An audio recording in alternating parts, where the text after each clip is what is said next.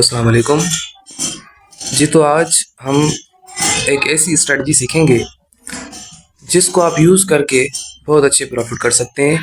और ये मार्केट की ऐसी स्ट्रेटजी है जो एक बिगनर बंदा, न्यू बंदा भी इसको यूज़ करके एक अच्छा सा प्रॉफिट कर सकता है। ये सिंपल एक इजी स्ट्रेटजी है। इसको यूज़ करने के लिए आपको कोई इंडिकेटर की ज़रूरत नहीं है, कुछ भी किसी चीज़ की ज़रूरत नहीं है। सिर्फ आपको प्राइस एक्शन को यूज़ करके आप ये स्ट्रेटजी यूज़ करेंगे। तो मैं आपको बताऊंगा, जैसे मेरी ये दो वीडियोस पहले आपने देखी होंगी, सपोर्ट और रेजिस्टेंस पर मैंने बनाई थी। और उसी सपोर्ट रेजिस्टेंस को यूज़ करके हम एक अच्छा सेटअप ढूंढेंगे। और उसी सपोर्ट और रेजिस्टेंस पर मैं आपको एक स्ट्रेटजी बताऊंगा जिसको यूज़ करके आप एक अच्छे अच्छे सेटअप्स निकाल सकते हैं और उस पर भरपूर प्रैक्टिस करें और इंशाल्लाह आप बहुत अच्छा प्रॉफिट जनरेट करेंगे। तो चलिए, स्ट्रेटजी क्या है, वीडियो स्टार्ट करते हैं, वो मैं आपको बताता हूँ। फर्स्ट ऑफ ऑल, आपने क्या करना है, जो बिगनर बंदा है, जो बिल्कुल नया है, जिसके पास एक्सपीरियंस भी नहीं है, जिसने इतना मार्केट को टाइम भी नहीं दिया, तो उसके लिए मैं उसको बोलूँगा कि H4 टाइम फ्रेम यूज़ करे और किसी टाइम फ्रेम पे ना जाए। ना M1 यूज़ करे, ना M5, ना M15, ना M30, क्योंकि जितने छोटे टाइम फ्रेम यूज़ करेगा उसकी साइकोलॉजी उतनी ख़राब होगी। तो ना बिगर टाइम फ्रेम में जाए, क्योंकि H4 एक ऐसा टाइम फ्रेम है जो ना हायर लोज में आता है ना हायर हाइज में आता है। तो ये बहुत अच्छा टाइम फ्रेम है।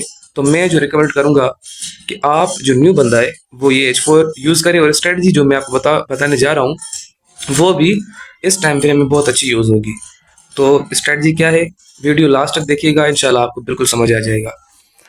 तो स्ट्रेटजी ये है कि आपने ये मेरे कुछ सपोर्ट और रेजिस्टेंस, ये जो लेवल्स मैंने मार्क किए हैं, ये लेवल्स मैंने किस पे मार्क किए हैं, सपोर्ट और रेजिस्टेंस पर। ये मैं रिमूव करके आपको एक फिर से ये ड्रा करूंगा आपको समझाने के लिए, ठीक है। तो हमारी स्ट्रेटजी क्या है, स्ट्रेटजी सिंपल ये है कि जहाँ पे मार्केट खड़ी है, कहाँ पे, जहाँ पे मार्केट खड़ी है, ज़रूरी नहीं कि मार्केट अभी 4001 पे खड़ी है। जब मार्केट ओपन होगी तो उस टाइम किसी और नंबर पे होगी। तो फिर आपने क्या करना है, H4 टाइम फ्रेम खोल के जहाँ पे मार्केट खड़ी हो, फॉर सपोज अभी कहाँ खड़ी है, 4001 पे मार्केट खड़ी है, 4001 पे। तो हमने क्या करना है, सिंपल सिर्फ ये देखना है कि मार्केट 4001 पे खड़ी है, इसके नीचे सपोर्ट कौन सा है, इसके ऊपर रेजिस्टेंस कौन सा है, ठीक है। ये एक बिगनर बंदे के लिए स्ट्रेटजी है, इंशाल्लाह आपको बिल्कुल आसानी से समझ आ जाएगी और इसको यूज़ करके आप अच्छा प्रॉफिट कर सकते हैं, ठीक है। तो हमने क्या करना है, इससे ऊपर जो भी हमारा रेजिस्टेंस होगा वो हम ड्रा करेंगे, इससे नीचे जो हमारी जिससे नीचे जो हमारी सपोर्ट होगी वो हम ड्रा करेंगे, ठीक है।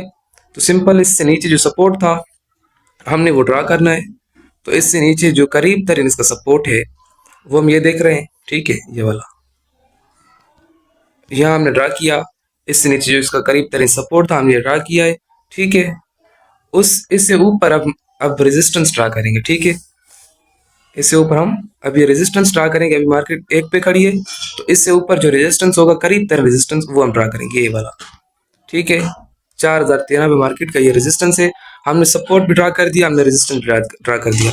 मैंने आपको क्या बताया था कि सपोर्ट कैसे होता है, कि जब रेड कैंडल के बाद ग्रीन कैंडल बने, रेड कैंडल के बाद ग्रीन कैंडल बने, वो क्लोज हो जाए, वो सपोर्ट है।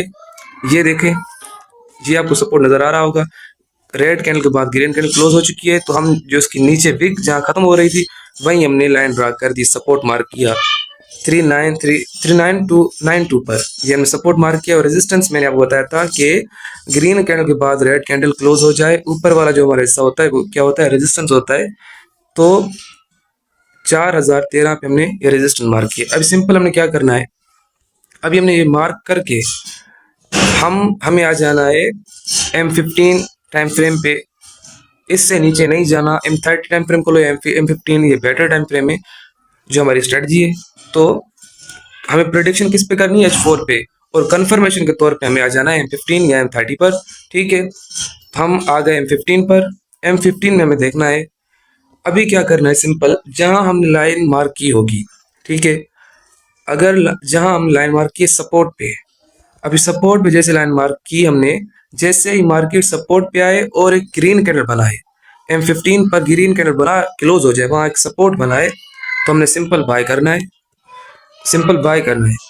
और अगर मार्केट रेजिस्टेंस पे, जो हम जहां हमने रेजिस्टेंस लाइन मार्क की है वहां पर आके M15 पर रेजिस्टेंस बनाए, कैंडल क्लोज हो जाए तो हमने सेल करना है, सिंपल ऐसे करना है। तो आप देखेंगे कि जहां हमने सपोर्ट बनाई थी, अगर हम ये देखें कि मार्केट जहां जहां पर मार्केट ने सपोर्ट बनाया था, तो वहां M15 पे एक ग्रीन कैंडल बनी और वो क्लोज हो गई। तो उसके बाद मार्केट माशा ऊपर गई। तो हमने टारगेट कितना रखना है, टारगेट भी हमें देख के रखना है, रिस्क रिवार्ड भी हमें देखना है। अभी टारगेट कैसे सेट करना है, जहां हमने सपोर्ट मार्क किया था, अभी देखें जहां हमने सपोर्ट मार्क किया है, जहां पे हमने सपोर्ट बनाई थी, यहाँ पे हमने सपोर्ट बनाई थी और सपोर्ट जैसे बनाई M15 पे 39292 पे जैसे ही ग्रीन कैंडल बनी, तो हमने टारगेट रखना है इससे ऊपर जो रेजिस्टेंस होगा वहां हमारा टारगेट है। तो हमने देखा कि इससे ऊपर ये वाला जो 4003 ये वाला रेजिस्टेंस है। अभी हमने टारगेट कहाँ रखना है, 4003 पे, और हमारा एसएल होगा इससे नीचे जो भी विग होगी या सपोर्ट होगा, सपोर्ट की विग होगी, वो हमारा एसएल होगा। अभी ये हमारा एसएल होगा, ठीक है। उसके बाद हमारी टीपी होगी ये 4003। तो आपको समझ आ गया होगा कि हमें यूज कैसे करना है। अभी आ जाए रेजिस्टेंस पे। अभी रेजिस्टेंस पे जैसे ही मार्केट जाएगी, ठीक है, 4013 पे जैसे ही मार्केट जाएगी, M15 कैंडल बेरिश बनाए और वहां रेजिस्टेंस बन जाए, तो हमने क्या करना है, सिंपल वहां से सेल लेना है और उससे नीचे जो सपोर्ट होगा वहां तक हमारी टीपी होगी। अभी 4013 पे अगर जाके अगर M15 कैंडल बेरिश बनती है, तो हमने क्या करना है, सिंपल ये 4003 पर जो सेम एरिया था, ये सपोर्ट है मार्केट का, तो यही हमने अपनी टीपी सेट करनी है और हमारा एसएल होगा इससे ऊपर जो वाला जो भी एरिया होगा, ठीक है, इस थोड़ा सा ऊपर जो रेजिस्टेंस का विग है वहीं हमारा एसएल और नीचे जो सपोर्ट होगा वहीं हमारी टीपी होगी। तो उम्मीद है आपको समझ आ गया होगा।